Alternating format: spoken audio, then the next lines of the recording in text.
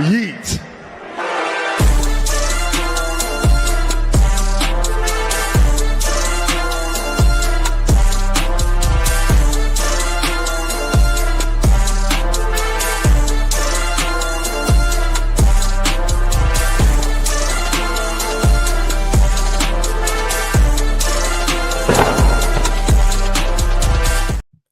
Yes, sir. Yes, sir. Yes, sir. Ladies and gentlemen, thank you once again for tuning in to another episode of the GOW, the Generation Wrestling Podcast. As always, it's yours truly, the voice of Get 'em Moist, the people choice, the franchise yeet. And with me, as always, I got my tag team partner, my brother, my family. He is the flyest in the room, Mr. 1, 2, 3. Pin that ass down, K Breezy, aka EC's resident Isaac Hayes, aka the investigator. Bro, what's good? Not the investigator. Bubba, what it do, Mike? Bro, man, sitting here watching this Monday Night Raw, saying that the Bengals and the Cowboys trying to act like they competitive teams, and other than that, man, enjoying a good Monday with my bro, man. What's good? Man, you already know.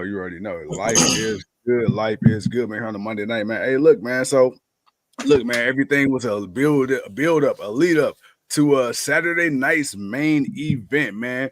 And bro, we got the body himself, Jesse Ventura. He's going to make his return to the commentary table. Everything is off the table, and everything is off limits for the boy, Jesse Ventura.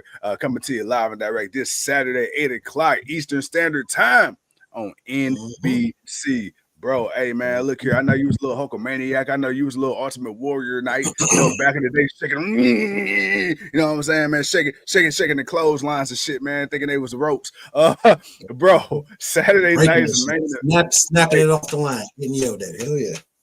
Bro, Saturday night's main event, bro. It's coming back. They're making a big deal of it. I'm going to read the matches in a second, but just for the nostalgia, man, talk to the people, man. Because Saturday night's main event, it was a big deal. Now we're bringing it back. Do you think this should be a one-off, or do you think the success of this would end up becoming, something we see a little bit more frequently coming back to WWE? I mean, they should have always brought it back. I mean,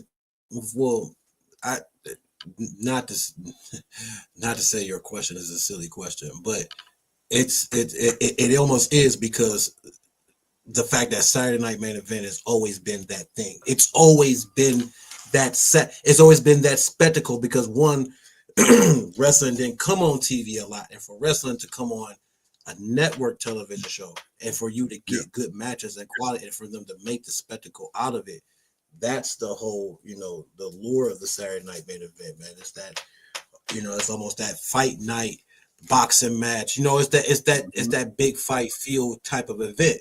So Saturday night main event should have always come around. I think they should do 3 a year. It should be special. I think you can. I almost want to say, damn, you can almost make a pay-per-view out of it if you really want to. But and just make it a Saturday night main event. Just make it a pay-per-view special, and you can. And if you, I would even say, man, put it on network TV. Shit, let it rock. Now I will say they're pretty much doing it. I'll say they're pretty much doing that this Saturday, because one, obviously with the matches they announced, is going to be longer than an hour. Most Saturday night main events are an hour. Now that's the new thing. So this one obviously is going to be 2 hours, which it should be. You got about 4 matches, about 4 or 5 matches. I think it's about 4, because you got the finals. You got the finals of the United States. You got both the World Heavyweight Championships, and then you got you got Sammy and Drew fighting. So you got about 4. You got 4 matches. That should be a good 2 hours of worth of good wrestling, and you're gonna do some promos. It's Saturday night main event. Yeah, you got 5. You got 5. 5. Okay, so that's still, because I doubt if one of those matches actually go to a full match. I'm pretty sure one of them will end in a DQ. But you'll have a whole bunch of people there. You're gonna have legends. You're gonna have the current people. So you're gonna get that Saturday night vibe main event.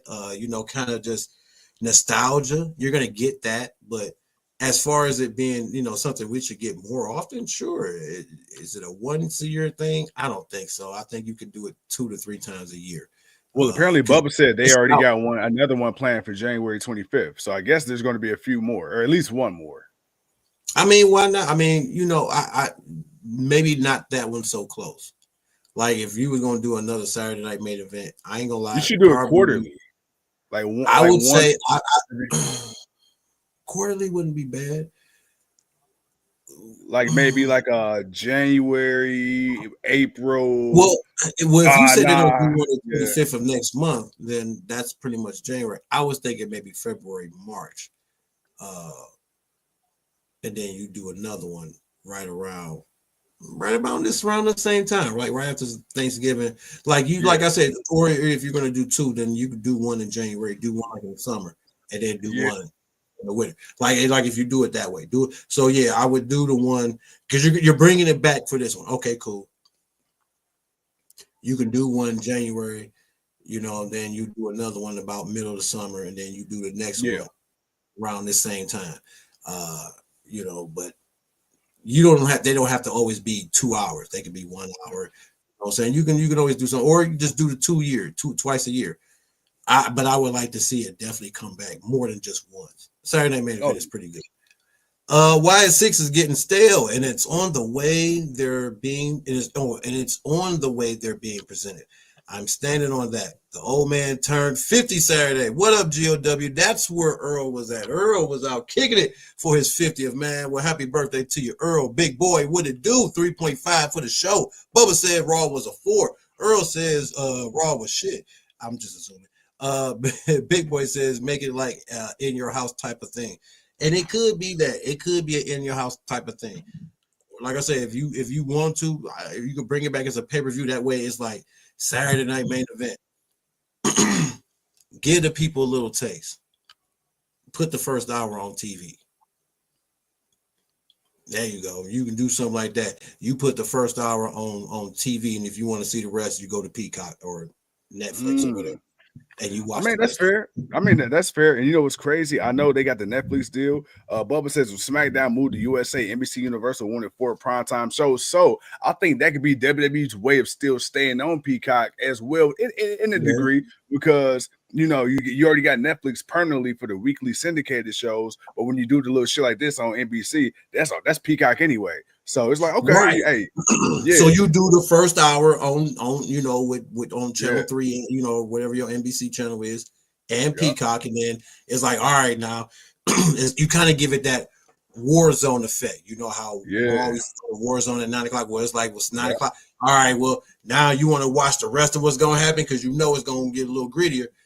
Hey, go on over yeah, to Peacock, check out the yeah. rest, and then you can do it that way. Then you can check out the rest of the show. But that's just throwing it up. But do I want to see more of it? Yes, I definitely would like to see at least 2 to 3 shows a year of Saturday Night Main Event. Other than that, man, Pearl says Raw was a 2.8. Oh man, so far everybody seemed to like the episode of Raw, man. What did you think? Because I'm not gonna lie, it was I a thought it build was. up for Saturday. It was a build up for Saturday. The New Day got the shit booed out of them, which Mm-hmm. I mean they got that Dominic Mysterio heat, boy. But honestly, it's like their whole demeanor is like, what did we do wrong? What did we do wrong? We could have did stuff to E. It's like, hey, bro, Yeah. y'all was whiny little bitches. Like you turned into whiny little bitches, period. And then y'all blamed everything on him. You blamed everything on him like it was his fault. You go blame Rich Holland. Shit. Yeah. I mean, so I'm trying to I'm trying to give it a chance. I'm trying to give it a chance because I'm not feeling it right now. Now that we in the second week of this, I guess supposed heel turn, that's what you want to call it. Woods or whatever. Kofi, this ain't you though. This ain't you. But you know what? I'm trying to They're give it a trying to chance. make But I'm trying to give it a chance because Dominic Mysterio, it felt real forced with Dominic when he first became a heel. And now it's like, bro, I fucking love it. He an ass wipe. But he had to grow into that. Britt Baker, when she first became a heel, it felt real forced. I mean, dude, we often talk about that whole cruise ship promo with her, Tony Schiavone, and even the night of when we did the show, we like, bro, where the fuck that come from? That made no like what? Who? Why? But now you see it years and months later. It's like, okay, it worked out. So I'm trying to give Kofi the benefit of the doubt, and trying to see where this go. But tonight, man, it was like, and then them acting like, well, we could have hit him with a sledgehammer. We could have hit him with a chair. It's like you could have, but you didn't. But that ain't why they booing you, mother. You know why they booed you, bro. You know why they booing you. But to answer your question, how I felt about the show overall, I know it was a setup, but to me, man, the show was very mid. That's just me. I really didn't enjoy the show too much. And honestly, if we didn't have to do this tonight, I probably would have fell asleep on it because it wasn't really all that to me. But I mean, yeah, we got All got right, matches. well, so the Kofi thing for me again, and I understand you're trying to make him, but I think you could have put a little bit more build into it. See, for me, Woods ain't the problem for me, and that's like I don't have a problem with the Woods aspect because there's been so much build for Woods to be the heel. Well, Woods Like makes like sense. so Kofi's it's like, out of but for nowhere. Kofi, it's like, you trying to. It's like, nah, that's not where we saw that going. We all saw, okay, Woods about to be a heel, and he's going to be on his own. He's going to have a solo run. He's not going to be with Kofi no more. Let me tell you. Let me tell you what. That's Let me what tell I you was waiting to see. Let me tell you what threw me off about this, because you just had Kofi and Woods dogging the fuck out of each other the week before. Like, bro, they were saying some of the most disrespectful shit you could say to your brother just the week before. Oh, man, you pissed away your chance at Kofi Mania. You lost in 3 seconds. We did all this work. You wouldn't even been the champion anymore for the New Day. And then you just told this motherfucker he wasn't good enough to even win a championship. And that's why him and E didn't let you run quarterback, because you too immature. You too crazy. You too volatile. And then this the same motherfucker you go align yourself with against Big E. You just said he wasn't the leader, but you following this motherfucker. Like, bruh. And that's that's the quirky kind of way that they're going to go about it. They've done it before. Kofi's not the first person they've done that with, where it's like it was a out of nowhere heel turn that it's like it's going to be a real slow build for that. I mean, obviously saying the things that he said and acting the way he acted is getting him booed, but for Wood, I mean, it's like, why? I don't know. I guess they're gonna do it together. I guess Kofi, because Kofi's never really been a true heel. Like New Day was a heel like group when they first started, but they were like goofy heels. They were sophomoric about the shit. Mm-hmm. Kofi's never really been a heel, so I just would have wanted a little bit more of a build for his heel turn, like just a little bit more. I'm not saying you had to put the same amount of time that you did in Xavier, because you were building that for the potential breakup of the New Day. At least that's the way we were seeing it. Like, oh man, he's gonna lead a group. E ain't coming back. Kofi gonna do his own thing. We'll see how much longer he got. Earl says, I missed the pay-per-view Saturday. Couldn't find who the pay-per-view provider was. It was Peacock, Earl. It was NXT. But other than that, it was what it was, man. His heel turn just needed a little bit more convincing. With Dominic, I feel like with Dominic, it was convincing enough because you were seeing the downward spiral. And then it's like once he did the heel thing, it was like, okay, he's gone heel. So that's what made everybody boo the hell out of him, though. That's the whole thing. It's like that was a heel moment that was accepted instantly. Like there was no denying, oh, you ungrateful little son of a bitch. You just gonna do this to your dad? Oh, like, oh nah, bro. You need to get your ass whooped. Old fashioned style. Like bend over, put your pants down, grab the belt. And don't you reach? I'm about to spank that ass. Like what they say? What they say? This gonna hurt. Hey, this gonna hurt you more than it hurt me. Hey man, that's the type of ass whooping everybody wanted him to get, and we seen what it's come into. So it could work out for them, like because they're talented enough to where it could work. Yeah, I'm not gonna say that. For one person, it made total sense. For the other person, it's like, okay, that's not where I thought you were going, but you could have still continued to build on it. Oh no, for sure, bro, man. Fro says Dom is more of a heel to his wife for making her live with that trailer park mustache /mullet combo. Hey man, look, she a soldier because you know what? She said I do, Okay, she said I do, Fro. All right, man. Look, Yeah. she agreed to it. So Hey, hey, she it done lived is through what some it is. shit. Rhea, now you got Liv. I'm like, Now you good gotta God. live right, boy. It's like, damn, boy, you went from mommy to the side chick, and you rocking his mullet and his mustache. And I don't think he should Yeah. shave it off. I think that's his look for the rest of his life. Oh, bro, because to me, he just looked like more of a dick with it. Like Christian Cage, them cut off turtlenecks, Dominic in the mustache, just go hand in hand. But real quick, man, I want to kind of tap into some of the other things that happened on the show. Then we can kind of just shoot the shit. Oh, we had Gunther and Balor, man. They had a segment earlier. Gunther was pretty much, talking this 1-2. Balor came out and he was sending shots to that boy Dom, saying, "Hey, look, man, you tried to get to me by sending, title opportunities to people that didn't deserve it." And he called out Dom by name, and Dom he didn't react at first. I think he's like, "Oh wait, this motherfucker talking about me." But anyway, man, so you got that. You got Damian Priest coming out, everybody throwing hands. He was whooping the Judgment Day's ass. But we would then find out, man, via Adam Pearce that this Saturday night's main event, we got a triple threat, man, for that world title. We got Gunther, we got Finn Balor, and then of course we got Damian Priest as well. We got CM Punk, man, pretty much talking a bunch of shit about Seth Rollins in his interview, talking about, "Hey, I don't understand why Seth hate me. By the time I left out and I was gone, he did great. But guess what, man? I'm the starter, and he need to do his job and go back on the bench." So we got that. We got Drew McIntyre, man, getting into it with Sami Zayn. And then, of course, we got, man, Lyra Valkyria, Ivy Now, Zelina Vega, IC title qualifier. That match did not hit at all, but I was glad Valkyria ended up picking up the victory. We got that. And then we got Ripley versus Raquel Rodriguez, man, and anything goes match in the Nice main event. Good main event. And then, Mommy ended up picking up a victory. And then we saw at the end, man, it was a stare off between Mommy and the Jeans to the Sky, Io Sky, to end the night. And then, man, bro, then we had earlier in the night, we also had Dakota Kai versus Liv Morgan. Liv Morgan, of course, ended up picking up that victory as well.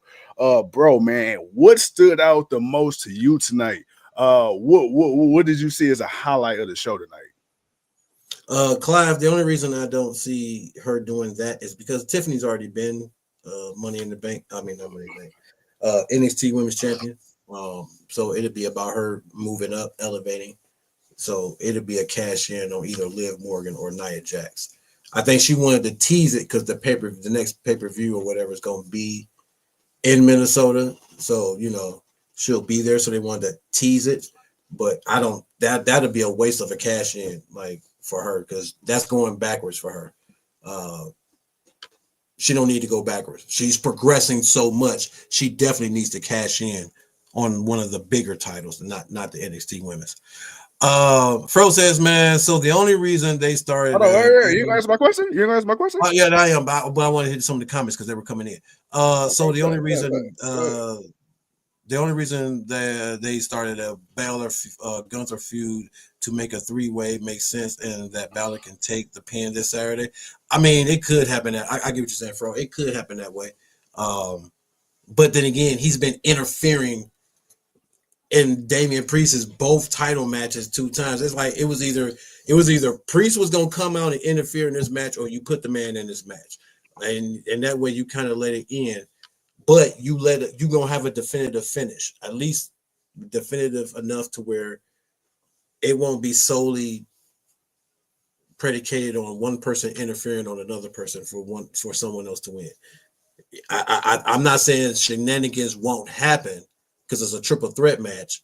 There's no rules. Anything can pretty much happen. But I think we'll get a definitive winner out of the 3. And then we'll see where it goes after that. Then, of course, man, wow. Earl said, see, you said Raw was a little bit pedestrian for you. Earl says the Rhea and Raquel was kind of pedestrian for him. That's kind of crazy. What stood out for me on the show? Nothing. Oh, that the New Testament and the YS6 are done. That's a waste of time. They don't need to be back on TV. I don't care for Karrion Kross and what he's doing. I don't care for the YS6 and what they're doing.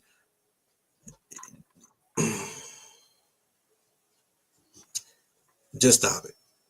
Yeah, it's had its course.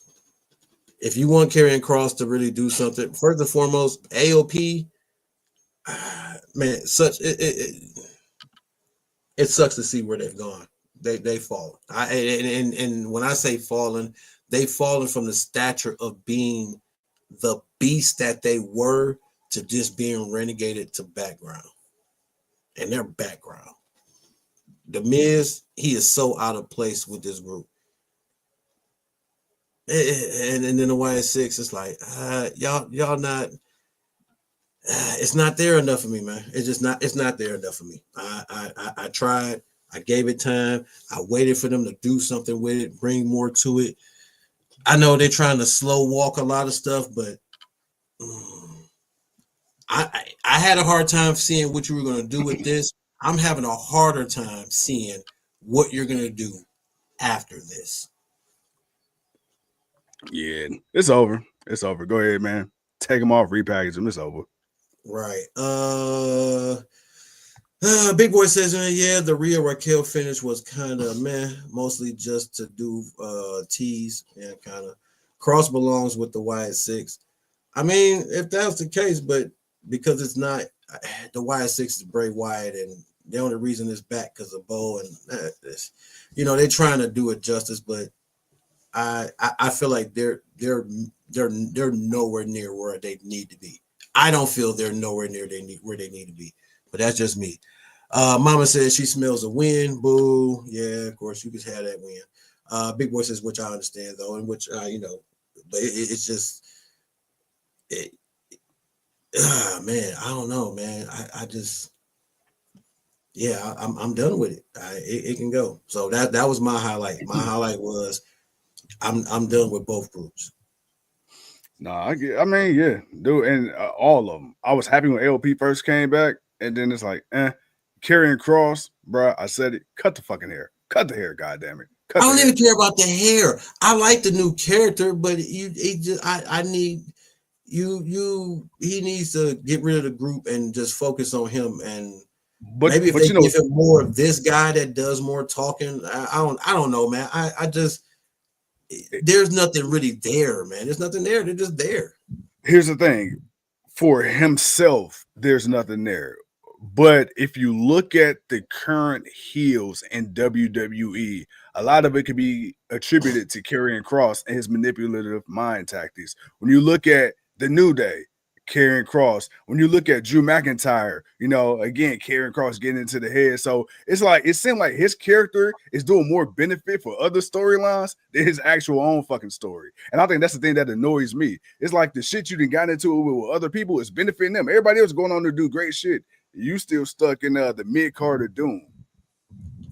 No, Fro just said it the best. So explain this. Cross and AOP didn't thrive under the Vince regime, and we blame Vince for not giving them a chance. But now they're under the Triple H regime, and it's the same. Maybe it's them. And that's where I said I'm done with the group. Yeah, I understand where you're feeling about the Karrion Kross effect for some of the wrestlers, but I don't really feel that way with a lot of them. The beat now, see, okay, for the Xavier Woods, I'm with it. Like I feel like that's more of it. The Miz, I didn't feel like it really had much of effect to the Miz because the Miz's whole point was you just escaped from getting your ass whooped from Bronson Reed, and the whole part about the R-Truth thing, dude, that wasn't Karrion Kross. That was just the Miz getting tired of R-Truth being a dumbass and doing it and putting them in situations that they didn't need to be in, and him trying to be cool with them, but the R-Truth just constantly doing stupid shit.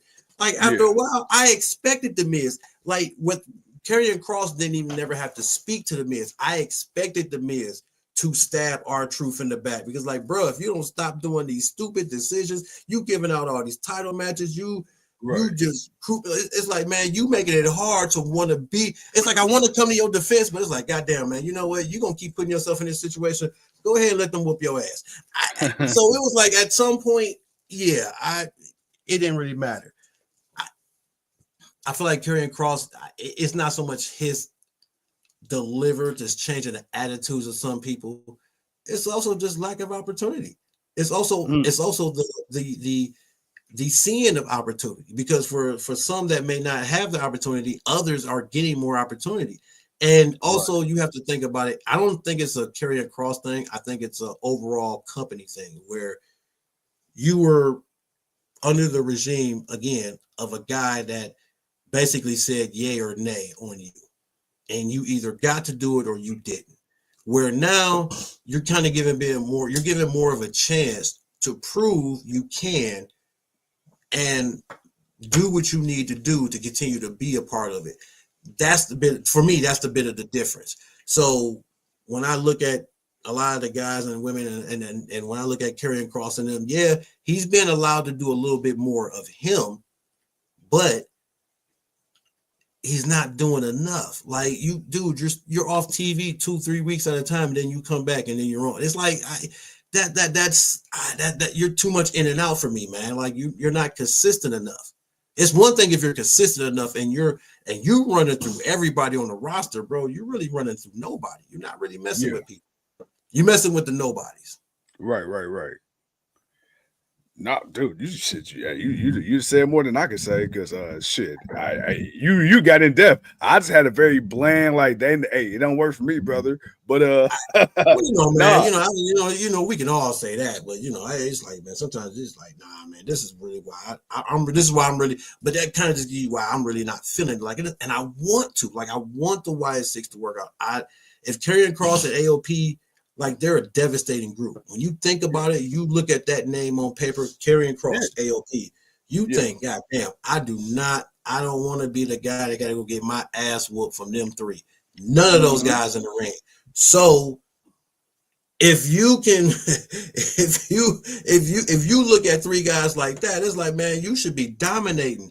This is where we like, man, why does it always seem like only one faction can dominate, but you can't have multiple factions going at each other? Like a Hurt Business, the Bloodline 2.0, like you got all these factions, but ain't none of them really interacting with each other. But you got the YS6 and them now, but you're not doing enough with it. You're not doing nearly enough to keep people like, yeah, man, I can't wait to see them next week. Oh man, I can't wait to see this. I can't wait to. It's like, oh man, they back? Oh, okay. All right, let's see what they do this week, I guess. Do you think do you think that Karrion Kross and hell, even AOP, maybe not as a group, you can do it individually. Do you think they'll be better served possibly going back to NXT and kind of revitalizing themselves there? I mean, we looked what he did for Mandy Rose. We saw what he did for Finn Balor. So maybe do you think, especially Karrion Kross, because to me that's when he was at his most dominant. NXT. No. Is he too big for NXT? No, NXT is too wide open for the younger group. Okay. When Finn and all of them did it, they didn't have as many younger people being presented on NXT. So it was like you had the veterans, but then you had like maybe you had a handful of newer people. Not all the new people were getting as much light as you're seeing people now. So I don't think that would benefit him. It benefits people like Apollo Creed and others because, they not going to dominate the TV time.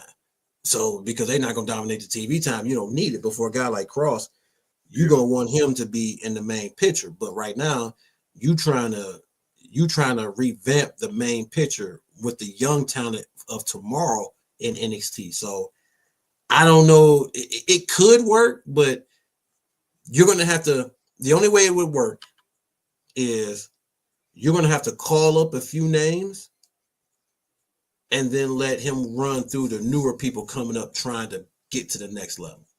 That way he can have a run. He can have a run as the champion. He can be dominant. He can kind of work on his craft, but being a dominant champion gets the almost, you don't have quite a few. You're almost there. You almost got it. Just that close. And then, we're going to get to see if these people are really good or not, or ready for that next step. And then after about, 6 months or whatever, and then boom, he can drop the title, come back up or something like that. But I like that. Outside of that, I don't see him just going straight down there like that. Okay. I was asking because I know we got the transfer portal thing coming up. So I was like, maybe they can happen, but I don't know. But you know what, like you say, maybe it don't have to be a permanent thing. Cause like AJ Styles, when he went down there, it wasn't long at all. It was just a little quick little few in and out, you So know, was some Dolph Ziggler. yeah. Right, like that was, but Dolph Ziggler was a purpose. He was down there to help build Braun Breaker, you know. So that was a purpose. Like when AJ went, it was for him to have a match with Carmelo Hayes and who else? It was Carmelo Hayes. Yeah, it was Carmelo. So it was like he was down there to hit. They were down there for specifically certain people and to do for them getting ready to come up to the main roster. Where Apollo Crews. Nah, bro, that's where you were at. that's where you were at. There was, if nobody was watching NXT and you didn't see Apollo Crews, you thought the dude was in catering for 8 months, but nah, he was really on NXT. So that's how that go. Fro says, I continue to think about how a heel New Day group would have been with Odyssey Jones a part of it. Man, again, that would have been a devastating group. Okay. New Day by themselves with Big E was a dominating group. New Day with Odyssey Jones, bruh. That big freak, dude, shit, man, bro, scary. Would they? And let's keep how would they push them though? Like how? Here's where I kind of get scared with Odyssey Jones. In that dynamic, I think it would have got to a point where Odyssey Jones would have became bigger than Woods and Kofi. And I don't know. You don't think so? I don't know because one, we've never seen his heel work. So you know what? That's true. There would have been some steps for him to transition from being this big lovable guy, that's about it, until you get him mad, he's a big lovable guy to the big scary guy that can just whoop everybody's ass at one time. He can whoop 5 people's ass at one time. That's how big and strong this dude is. So I think you would have had to have that dynamic to know if it would have been that way for him. I'm about to give you something. He's a big bastard, but he's not like heavy like Mark Henry, but he's not quite as muscular per se as Obafemi. No. You give me a heel Odyssey Jones, a big motherfucker that's strong like Mark, but he kind of nimble like Femi. Odyssey Jones is a heel right now. He just ain't heel. That's how much of a heel Odyssey Jones is. Think about what I said. If you don't know for him to be a face, when he walks out and do what he do, you would think he's a heel. Yeah. So he's already a heel. He's just not being he's not being presented as a heel, but he's presented as a threat. He's a heel. You just ain't put him in that spot. Odyssey Jones, even without the muscles, dude, he's still agile. He was still agile. Yeah. He was still strong. He was still a threat. I mean, come on, man. He was handling AOP. Shit, dude. Them ain't no small dudes to handle. So you can only, I can only imagine that. But Obi, nah, Oba, nah. You don't put him in a group. That's not. Some people are group material. No. You bet not. Some people ain't group material. He ain't group material. You give him a good manager, but you don't put him in a group. And if you were putting him in a group, he's the lead guy in the group. He's not the backup. He's the lead dude. Who could you see? Johnny Gargano with Grayson Waller. Johnny with Grayson Waller. No, he was saying like Johnny. Like Johnny went to NXT. Yeah. Okay, yeah. Where the F is Omos? Omos is done, man. They ain't got no plans for. They don't know what to do with him. Which is crazy because you got a real big dude like Omos, and apparently, like if you watch interviews with people that actually see him train, they say bro can actually move and do some shit in the ring, but because of his stature, WWE wants him to work a certain style, but clearly that's not his style. So like imagine if you took the reins off of him, if he's as good as people claim he is, there's no bro. You got a 7'6" Nigerian dude that can move. All right, cool, but look at how they do Braun Strowman. Yeah, Look I how ain't they got no do secret. runs. I'm sorry, man. I Yeah. honestly, they do not know how to handle the big man no more. And I Mm-hmm. think because the evolution of wrestling has changed to where the big man isn't, it's almost like basketball. It's almost how, the center used to be one of the most dominating positions in basketball. Now the center ain't even really a center no more. Centers ain't even centers. And in Nah, wrestling, the big guy, you have some big guys, but what's really a big guy? You don't you know, have too many Undertakers and Kevin Nashes and like that dominating in wrestling like you do now. hold on, because you said something. I want to give you your own analogy and use it, bro. You know what? You got centers, but here's the thing: everybody wants to be a fucking shooting center. Everybody want to be a stretch four. Don't nobody want to do the dirty work. When you look at heels and you look at the big guys in wrestling in general, you got big guys. You got guys that should be out here dominating like Andres, like Takers, like Nashes. But here's the thing: everybody want to be popular. Everybody want to do the flippy shit and the cool shit. So nobody wants to be portrayed like the true 7-footer they are because they see what's popular. Everybody want to shoot the damn three ball. Just because you can shoot the three ball and you 7'5", don't mean you should always do that. That's something you bust out the bag every now and again. No, and I like where you're going with that, but but in the wrestling aspect, you ain't got to be the typical 7-footer, but shit, I don't see a dominating 7-footer. Like, period. Like, I don't see, like you say, Omos can move, but we ain't seeing them do nothing with him. Yeah.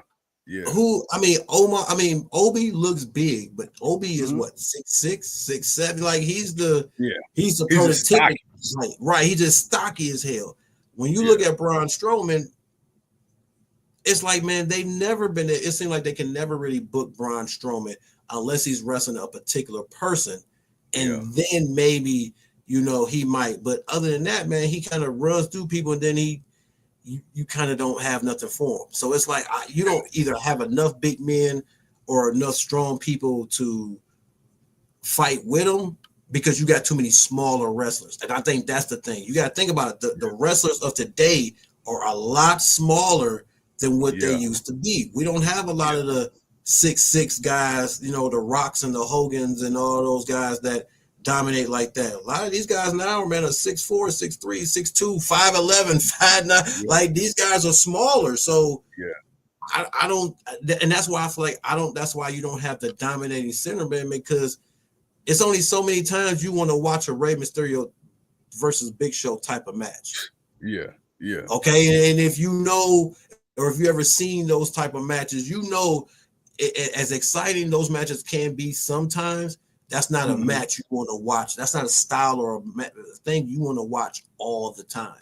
So, it's just, that's just me. But yeah, there's no real true 7-footers no more. I don't think they know how to work them because everything is so flippity. Everything is so different now in wrestling. It's no longer that walking tall whoop ass. It's you got to be able to move in this ring. You got to be able to keep people's attention. You know what it is? It's social media. Everybody looking for that next viral moment. Everybody looking for that next viral clip, and I think that's what it is. Everybody trying to get shared and liked across the board. But I mean, hey, like you say, it is what it is. I think, like all things, we're gonna get back to it eventually. But with that being said, man, hey bro, man, what's up? What's up? I want to get some of these comments before you give out the fine before we get out of here, because I know we're going to get out of here. Froze, man, he's shown a ton of personality on Taker's podcast, freaking hilarious. Which again, we always know that they hide the talents of certain people, and they definitely were holding back on something. Big Boy says, yeah, WWE is known to hold talent back with their move sets, which a lot of times because they want certain people to look a certain way. Big Boy says everybody wants to be a Joker or Wembley. And Wembley, even though he is honestly the truest and closest and the realest of a true center, he still too shoots threes like everybody else. But he's 7'4". At least he's still going to the basket. I give him that. Earl says that's my main issue with wrestling. When they get a big guy, they can go they always have them losing to the Rey Mysterios of the world. And yeah, and that's the thing where it's like, man, some guys are like Braun Strowman should have way more world championship wins. And if not way more championship wins, he should have a couple of lengthy title reigns. Like for real, like he should have like had a nice little, maybe almost a year-long reign. If when he was the true monster amongst men and he was really running through people, and it was like, yo, man, who's gonna be able to beat this dude? And you giving him the Big Show treatment, and that's what takes away people from really buying in, from being that complete monster until he fights someone like Bronson Reed, and there's nothing on the line. It doesn't matter, and you're just going out there and you're just tearing shit up. Right. Fro says if a true center played like a center, they would foul out before the first quarter ended. That is true.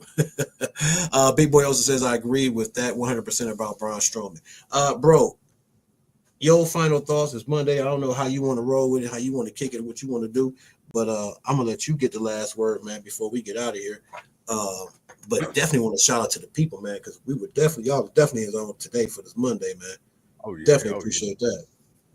No, for sure, man. No, as always, man. Hey, look, man. Tonight is Monday night, so that means I'm gonna hit y'all with the franchise effect on Wednesday. He gonna hit you with the King's Court, and then on Friday, we gonna make it do what it do. I know we're not coming on live for the Saturday night's main event, but we got to get them predictions in. So we're gonna figure out sometime to get that, huh? We predict. You want to? I mean, it's. I didn't even think about it. I don't know. We'll talk about it. We'll figure it out. Clive, the only thing about being an Undertaker is there will never be another Undertaker, and the only person that came close to it, unfortunately, is no longer with us. And I don't see no one else coming that close again. Not that close, that fast, that popular, that fast. Because it took the Undertaker a few years, even though he was coming up, but Bray Wyatt, once he became the cult leader, boy, that shit went way and just stayed the fuck up there. So, I don't know if we'll ever get that, but yeah, I think that's the closest we'll ever get. What is Bray Wyatt and the cult? But yeah, we'll talk about the Saturday main event. But of course, man, I got daddy duties, so we won't be on Saturday, but we will see you guys Wednesday, and then we'll see y'all Friday, man. And we're gonna do what we do, man. Yes, sir. All right, man. I'm gonna close out the last 2 minutes real quick. And then, like my man said, we'll see y'all Wednesday for that Wednesday night block party as always, bro. Appreciation. For sure. All right, man. Now, real quick, just to get on to the Saturday, just to talk a little bit, man. Actually, I wasn't even gonna talk about this, but man, my bro, he said it best. Talk about the evolution of the big man in WWE. And so one of the things, like he said, we don't have that true big dominating figure. I mean, back in the day, like you said, the Big Shows, the Tagers, the Nashes, the Bobo Brazils, the Junkyard Dogs, those guys who were presented as the monsters they were. And even with the whole, even with the little guys, we love our flippy guys, we love all the high octane. And I think the issue is now, and he also said it earlier, trying to hold the attention span. Clive says Undertaker and Kane. Exactly. Those big two twin towers, them 7-footers, man. Hogan, I would say this. Hogan, to me, terrible wrestler. Great gimmick, terrible wrestler. But he did exactly what he was supposed to do, and that was wrestle and be the big dominating guy he needed to be. If you look at Andre the Giant footage, rest in peace to Andre the Giant. That guy wasn't the greatest in the ring, but he was a spectacle. Like, he could move, he could do some shit, but to me, it was what it was. But he wasn't trying to do all the cool stuff. He wasn't going out trying to be liked and loved. His job was to go out there, whoop ass. Even the Iron Sheik, we talk about big guys and being true, legit big guys. Let's talk about heels. Nobody wants to be a heel anymore. Everybody wants to be loved, because even the cool heels, they try to pop the fans. That's what I love about a guy like MJF, because when you think about old school, MJF is that guy. When you think about people like a Roddy Piper, You know how Roddy, when he was a face, he was cool. But when he was a heel, he talked that shit and he dared you to do something about it. Whether he was a wrestler, whether he was a fan, whatever the case may be. When MJF, when he talks shit, he'll go up to you. We seen him, man. He done poured drinks on fans. He dares you. MJF is a guy where you wouldn't want to see him in real life and test that out. There's a couple people that try to play heel. Like, hey, look, I love Kofi, but I don't buy it. I love Woods as a heel. I don't buy it. But Randy Orton, oh, I believe Randy. I believe that. But even still, you know, Chris Jericho, you know, he's another one who can morph and do everything like that. So I think right now, if we could just, oh, what do you know? What Fro say? I heard you close things out in 2 minutes. Hey, Fro, man. Hey, look, man. Look. I call it the 2-minute warning, okay? You know, at the last 120 seconds before, you know, I do what I got to do, man. Hey, we do the final countdown. But what the Earl say? Damn, Hogan and almost in the exact same in-ring performer. Well, see, I, I can't say that about Omos because Hogan, he's got 4 decades on his resume. You know what I'm saying? Of just wrestling and entertainment that you can kind of go by. Omos, you don't really know what he can do. So I can't say that, Earl. I can't. And I'm not saying that he would be any better. I'm not saying he would be any worse. But I think Omos has a great opportunity to be, you know, cast in that traditional 7-foot role. You know, we got big guys like Bronson Reed who can whoop ass and jump off the top rope. We got guys like Jacob Fatu, you know, he's not super tall. He's a bigger dude that can still do the flips. Kevin Owens, not super tall, but a bigger dude can do all the flips. We got the Samoa Joes who can, again, do all the flips, but is still a bigger guy. But to me, see, Samoa Joe, even though he's not super tall, he's a guy that fights like a big guy. I put him in the same vein as a Bam Bam Bigelow to where he could do some of he can keep up and kind of wrestle that flippy style or keep up with the flippy style. But he's going to go up there. He's going to hit you in your mouth. You're going to know you've been in the fight with a beast. Brock Lesnar. I think when me and my boy was talking, Brock is probably the last one. But even Brock, he's not a big guy in terms of a giant. He just stout as all hell. So Clive says Solo. I don't really know. I don't really view Solo as a necessarily a big guy though, Clive. Solo, he's a little thicker, but I wouldn't say, oh, Solo's a giant or he's a big guy. He's not. Like Solo is Solo, you know, and he don't wrestle like a big guy. He wrestles like I guess a street fighter, a brawler to a degree, but Solo ain't like a super technical or athletic dude in the ring. But that's that. But like you said, man, look, tonight was pretty much the lead up to Saturday night's main event, right? We already got through Survivor Series, we got through Deadline. Now we got to get through Saturday night's main event. I think at the end of the year, you know, we got one more AEW pay-per-view to get into. And then, man, we bring it in the new year. And then we getting ready for the Royal Rumble. And then we winding our way to WrestleMania. So we still got a lot left in the tank. But with that being said, I'm getting tired. I'm sleepy. I'm about to get out of here. Ladies and gentlemen, thank you once again for tuning in to another episode of the GOW. As always, I couldn't do it. I'm my brother, King Too Cold. I'm the franchise with the GOW. Make sure, man, Wednesday night block party. Tune in right here to the GOW. We coming to you live and direct where the King will give you his final thoughts and opinions during the King's Court. But until then, we'll see you when we see you. Peace.